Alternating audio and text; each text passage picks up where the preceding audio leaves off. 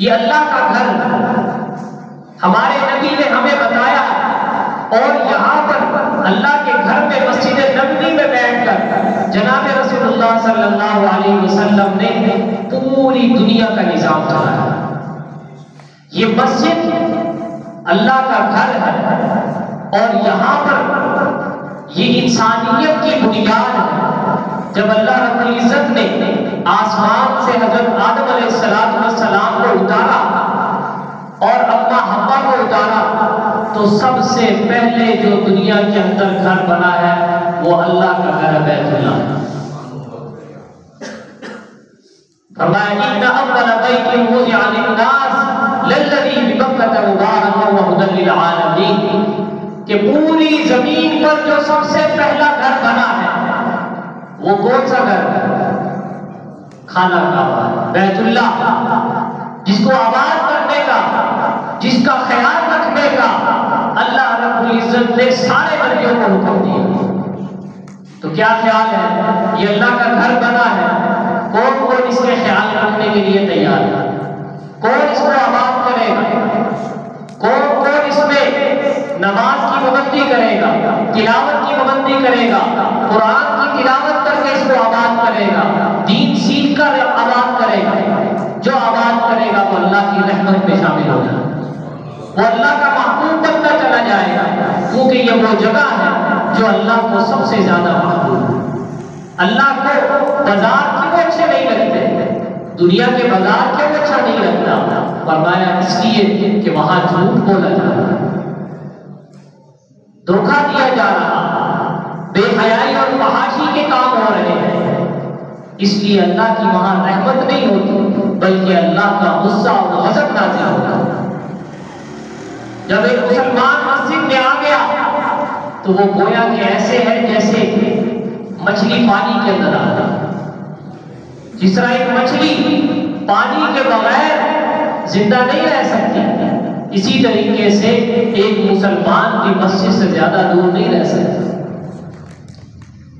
صحیح مسلمان جو کلمہ پڑھتا ہے، جس کا اللہ کے ساتھ تعلق ہے، وعدہ ہے کہ اللہ دنیا میں تیرے حکم کے مطابق میں زندگی گزاروں گا اور نبی صلی اللہ علیہ وسلم کی سنت کے مطابق زندگی گزاروں گا، تو وہ پھر اس انتظار میں رہتا ہے کب مسجد میں اذان ہو اور میں مسجد میں نماز کے لیے جاؤں۔ اور جو اس انتظار میں رہتا ہے، میرے پیارے نبی صلی اللہ علیہ وسلم نے فرمایا کہ جو اس انتظار میں رہتا ہے کہ اذان ہو اور میں مسجد جاؤں اور اس کا ہر وقت دل مسجد میں لگا رہتا ہے، تو اللہ کے نبی نے فرمایا کل قیامت کا دن ہوگا، کسی کو کوئی جگہ نہیں ملے گی، دھوپ سخت ہوگی، ہر کوئی اپنے گناہوں کے مطابق پسینے میں ڈوبا ہوا ہوگا، زمین توے سے زیادہ گرم ہو چکی ہوگی، کوئی جگہ نہیں ہوگی چھپنے کی، کوئی سایہ نہیں ہوگا، ہر چیز سایہ تلاش کر رہی ہوگی۔ تو اس وقت اللہ رب العزت کیا فرمائے گا کہ چند لوگ جن کو اللہ رب العزت کہیں گے کہ میرے عرش کے سائے کے نیچے آ جا، ان میں ایک وہ آدمی ہوگا کہ جس کا ہر وقت تعلق مسجد کے ساتھ ہے، جس کا ہر وقت تعلق مسجد کے ساتھ جڑا رہتا ہے۔ فرمایا کہ وہ آدمی کل اللہ کے عرش کے سائے کے نیچے ہوگا۔ قیامت کا دن کوئی چھوٹا موٹا دن نہیں، بڑا ہولناک دن ہے کہ جس دن کے بارے میں اللہ رب العزت فرماتے ہیں یوم یفر المرء من اخیہ وامہ وابیہ وصاحبتہ وبنیہ لکل امرئ منہم یومئذ شأن یغنیہ وجوہ یومئذ مسفرہ ضاحکۃ مستبشرہ ووجوہ یومئذ علیہا غبرہ ترہقها قترہ اولئک هم الکفرۃ الفجرہ۔ وہ کیسا دن ہے کہ بھائی بھائی سے دور بھاگے، وَأُمِّهِ وَأَبِيهِ اپنے ماں باپ سے دور بھاگے، بہن بھائیوں سے دور، بیوی بچوں سے دور بھاگے گا، کہیں کو نیکی نہ مانگے۔ جب کوئی کسی کا سگا نہیں بن رہا ہوگا، اللہ رب العزت فرمائیں گے کہ وہ آدمی جس کا تعلق مسجد کے ساتھ جڑا ہوتا تھا، جو جو ہر وقت اس خیال میں رہتا تھا کہ کب آزاد ہو تو میں اللہ کے گھر میں جاؤں اور اللہ سے لو لگاؤں، اللہ کے دربار میں حاضر ہوں کہ اللہ سے باتیں کروں، اس کے سامنے سجدہ ریز ہو جاؤں، اس کی تسبیح بیان کروں، اس کی بڑائی اور بزرگی بیان کروں، وہ آدمی آ جائے آج میرے عرش کے سائے کے نیچے اس کے لیے جگہ ہے۔ اور کیا اعلان فرمایا اللہ تعالیٰ؟ فرمایا انما یعمر مساجد اللہ من آمن باللہ والیوم الآخر، کہ میرے گھر کو، اللہ کے گھر کو وہی لوگ آباد کرتے ہیں جو اللہ پر ایمان رکھتے ہیں اور آخرت کے دن پر ایمان رکھتے ہیں۔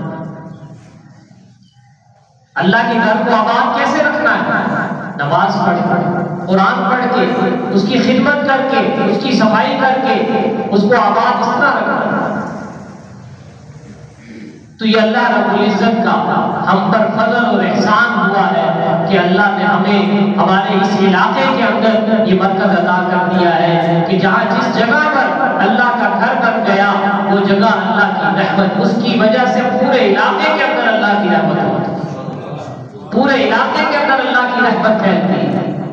جب ایک آدمی تالاب کے اندر نہاتا ہے، نہا کے باہر نکلتا ہے تو وہ گیلا ہوتا ہے، اور وہ جس راستے سے گزرتا ہے پانی کے قطرے وہاں گرتے چلے جاتے ہیں، اپنے گھر جائے گا پانی وہاں بھی پہنچ جائے گا۔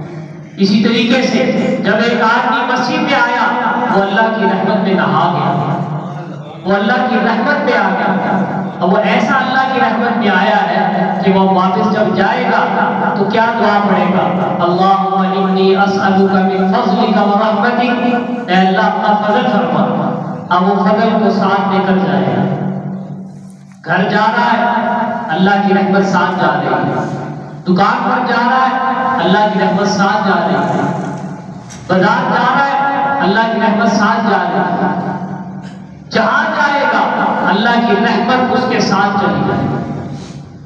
تو یہ اللہ نے ہمیں جو مرکز عطا کر کیا ہے یہ ایسا مرکز ہے کہ جس کے ذریعے سے ہمیں ہمارے گھروں میں سکون ملے گا، اطمینان ملے گا، ہمارے گھروں میں اللہ کی رحمت بڑھے گی اور اللہ کی طرف سے رحمت اور سکون اور فضل ہمارے گھروں پر ہوگا۔ اس لیے ہم نے اس گھر کی آبادی کرنی ہے، اس گھر کو آباد کرنا ہے، اس کا خیال کرنا ہے اور اس کے اندر وہ اعمال کرنے ہیں جن سے اللہ راضی ہوتا ہے، ہر ایسے کام سے بچنا ہے جس سے اللہ ناراض ہوتا ہے۔ اور پھر آج جمعے کا دن ہے اور ہم آج مل کر کے اس مسجد کو اس کا افتتاح کریں گے، نماز پڑھیں گے، ہر ایک کا حصہ اس میں شامل ہوگا۔ اصل وہ ہے جو 5 وقت کی نماز کو پڑھے اور وہ اللہ کی رحمت میں ہر وقت غرق رہے اور اللہ سے اس کا تعلق جڑا رہے اور وہ یہ فکر کرتا رہے کہ میں اپنے اللہ کے گھر کو کس طرح بہتر سے بہتر کر سکتا ہوں، اس کے لیے دعا کرے اور اس کے لیے انتظامات کرے اور اس کے لیے جو اس کے لیے خیر کا کام ہے، خیر کی بات ہے، وہ سوچے، فکر کرے اور اس میں اپنا حصہ شامل کرے۔ لڑائی جھگڑے سے، فتنہ فساد سے، چوری چکاری سے، ہر قسم کے گناہ سے اپنے آپ کو دور رکھے۔ اللہ رب العزت نے انسان کو یہ کہا ہے کہ اگر اس کے اندر ایمان نہ ہو اور ایک دوسرے کے ساتھ خیر خواہی کا جذبہ نہ ہو تو وہ خسارے میں ہوتا ہے۔ والعصر ان الانسان لفی خسر، کہ اللہ نے قسم اٹھا کر کے کہا کہ سارے کے سارے انسان نقصان میں ہیں، جو گھر میں ہے نقصان میں ہے، تجارت میں ہے نقصان میں ہے، کہا جو جہاں بھی ہے قسم اٹھا کر کے اللہ نے کہا کہ وہ نقصان کے اندر۔ اب جس کو اللہ رب العزت بتائے کہ وہ نقصان کے اندر ہے تو پھر بتائیے کہ وہ فائدے میں کیسے جا سکتا ہے؟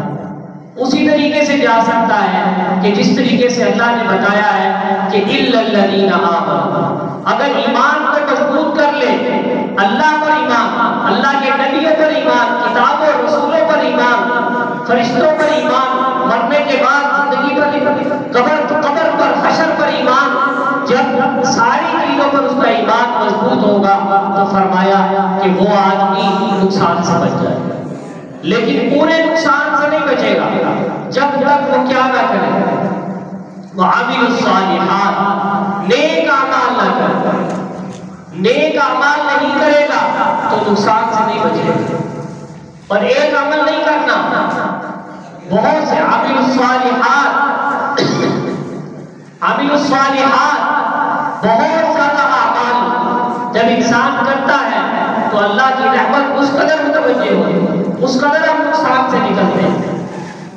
اور فرمایا عامل الصالحات صرف خود عمل نہیں کرنا، فرمایا وتواصوا بالحق، پھر وہ جو اعمال نماز، روزہ، زکات، حج، قرآن کی تلاوت، اس کا دوسروں کو بھی وصیت کر. وتواصوا بالحق، وہ دوسروں کو بھی نماز کی طرف لانا، دوسروں کو قرآن کی تلاوت کی طرف لانا، ذکر اذکار اور اللہ کی عبادت کی طرف لانا، یہ بھی ضروری ہے. اور پھر آگے فرمایا صرف ایمان کافی نہیں ہے، نیک عمل کرنا کافی نہیں ہے، دوسروں کو دعوت دینا کافی نہیں ہے، بلکہ پھر کیا کرنا پڑے گا؟ جب آدمی دعوت دے گا، اچھی بات کرے گا تو پھر تکلیف آئے گی، مصیبت آئے گی، پریشانی آئے گی، آزمائشیں آئے گی، اس پر صبر کرنا. کس طرح؟ جس طرح صحابہ کرام نے صبر کیا، اللہ کے نبیوں نے صبر کیا. جب انہوں نے دعوت دی، نیکی کی دعوت دی، تو پھر کیا ہوا؟ کسی کو آرے پر رکھ کر چیر دیا گیا، کسی کی کھال کو ادھیڑ دیا گیا، کنگھیوں کے ساتھ، لوہے کی کنگھیوں کے ساتھ ان کی کھالیں اتار دی گئی، کسی کی گردن کاٹ دی گئی، کسی کے لیے کوئی ظلم کیا گیا، کسی کے لیے کوئی ظلم کیا گیا. صحابہ اکرام کی زندگیاں دیکھیے. حضرت بلال رضی اللہ تعالیٰ عنہ کا مشہور واقعہ ہے، تپتی ہوئی ریت پر لٹایا جاتا تھا، اوپر سے بڑے بڑے پتھر رکھ دیے جاتے تھے اور کہا جاتا تھا یہ کلمے کی دعوت سے ہٹ جاؤ، کلمے سے پھر جاؤ. ان کا پھر بھی ایک ہی نعرہ ہوتا تھا، احد احد احد.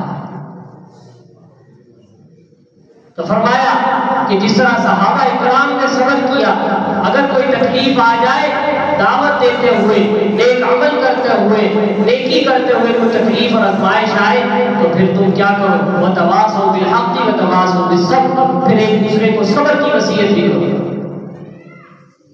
کوئی دیکھنا چاہتا ہے کہ صبر کی وصیت کیسے کی جاتی ہے؟ آئیے ذرا فلسطین کی طرف چلتے ہیں.